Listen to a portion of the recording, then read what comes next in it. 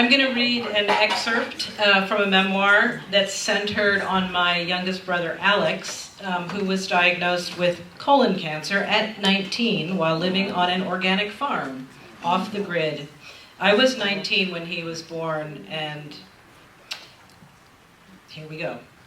When Alex was an infant, I bathed him in the kitchen sink beneath a window onto our unadorned concrete patio and the Pennsylvania woods beyond.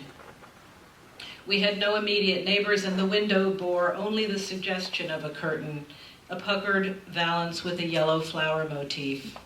Alex was not a small baby, 12 pounds at birth, but he was unfussy, happy to suck warm water from the washcloth while splashing the stainless steel basin with his big feet. On my visits home from college, this was one of my favorite chores, if something so gratifying could rightly be called a chore. It didn't take long, soaping and rinsing my slippery piglet, plus a few extra wipes behind his ears, under his scrotum, between the two firm lobes of his buttocks. I heaved him up by his underarms and swaddled him in a soft white towel open across my chest, his damp heat steaming up my glasses. One corner of the towel had a triangular pocket for a hood, but he rarely held still long enough for me to get his head inside it. How to bathe Alex now.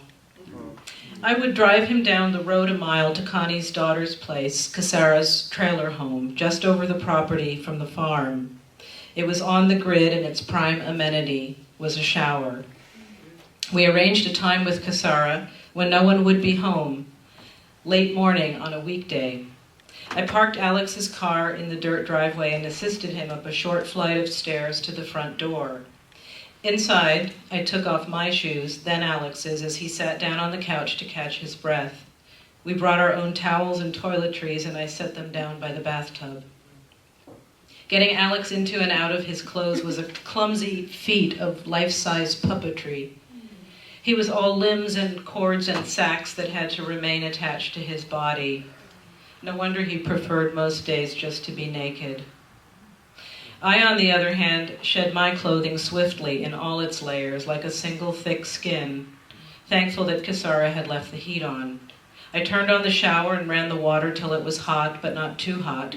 Worried as always that Alex might fall, I held on to him firmly as we stepped into the tub together, and I drew the wraparound plastic curtain closed. Before leaving Connie's house, we had rubber banded a plastic bag around Alex's left arm to keep his IV port and the adhesives securing it dry. Now holding that arm aloft away from the steaming water, he steadied himself with his right hand on the shower head. Though he'd lost a frightening amount of weight, the curtain rod was not strong enough to support his lanky 6'2" frame, taller than my own by a head. I began washing him, starting at the top. Reaching up, I shampooed Alex's thick hair. "Okay, let's let that sit," I said, pretending there was some system to this. Then I ran a soapy washcloth along and under his arms, scrubbed his neck, shoulders, and chest, proceeded more delicately around his abdomen and its attachments. I wiped his face, but left his beard alone. Alex's penis hung slack, and his enlarged testicles even slacker, edema brought on by gradual organ failure. Back home in Los Angeles, my new girlfriend Narita and I had briefly, but frankly, discussed the possibility of harvesting Alex's sperm while he was still alive and freezing it for the future.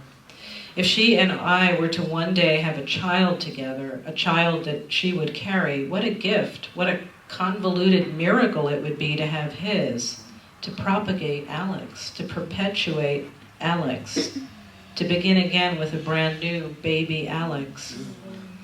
It was a crazy idea, heady, selfish, desperate, and I never did broach the question with my brother. But even if I had, and he'd said yes, my fantasy collided head-on with the reality of his cancer, the worst kind, early onset, incurable, and who would risk passing that on to a child? Standing in the shower with my brother, enclosed within its moist, translucent membrane, face to face, skin on skin, I felt obscene. Not for the first time, I felt ashamed of my body's vigor and vitality, its effortless uprightness, its muscular movement through space, its casual capacity to eat and digest and eat again, its futurity, its durability. No punctures, no scars, no blockages, no leaks. My body, tumescent with good health, plump and pumping, awash in the extraordinary, ordinary flow of blood and oxygen, nutrients and waste, neural impulses and sensations. My body, knit from the same genetic skein inside the same warm womb as Alex's. For no known reason, my body had been spared this disease, and Alex's, nearly 20 years younger, had been ravaged. There I stood, innocent yet irrefutably indicted for stealing my brother's birthright, 2 decades more of life to which he was surely entitled. Hot water pelted my face. I gave up trying to keep it out of my eyes. Alex said not a word, and I spoke only when necessary. Turn around, I said above the noisy spattering. Spread your legs. Sheathed in the washcloth, my hand moved in and out of the spaces between my brother's lean thighs and the sunken cheeks of his ass, then down and around each bony leg. Wet blonde hairs lay dark and fine against his taut parchment skin. Washed out runes, indecipherable. Are we done? Alex asked wearily, leaning on the shower head. Almost, I said. Give me your foot. Like an obliging old horse, Alex bent his knee, and still standing behind him, I took hold of his leg by the ankle. I washed his big foot, bottom and top and between the toes, then the other. All done, I said. Just rinse yourself off. Thanks for hanging in there. I gave his arm a squeeze and parted the curtain before helping him turn and step out of the tub. The small bathroom mirror was completely fogged over, and in it I saw nothing.